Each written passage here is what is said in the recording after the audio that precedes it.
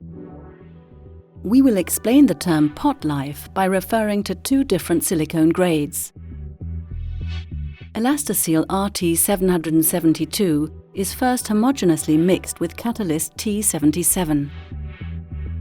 This yields a flowable compound.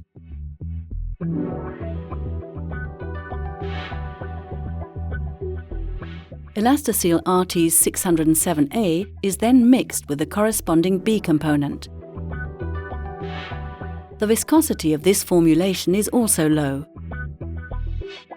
In each case, cross-linking begins as soon as the two components have been mixed together and causes an increase in viscosity. The rate of this increase, as curing progresses, depends on the reactivity of the mixture. Whereas the two silicones have a similar viscosity at first, a significant difference becomes clear after just 10 minutes.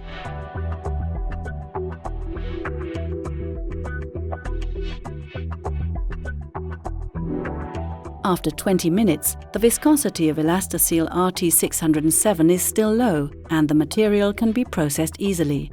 ELASTOSIL RT 772, however, reaches its Potlife within the same period of time. This silicone can no longer be processed as its structure is already gel-like. ELASTOSIL RT 607 remains flowable and can still be processed after 30 minutes.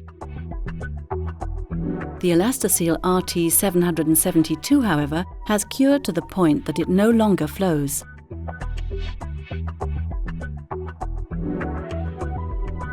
After 90 minutes, the cross-linking of ELASTOSIL RT 607 has now advanced to the point that the material has reached its Potlife too.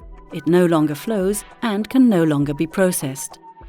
Both materials become elastomers after a curing time of 24 hours at room temperature.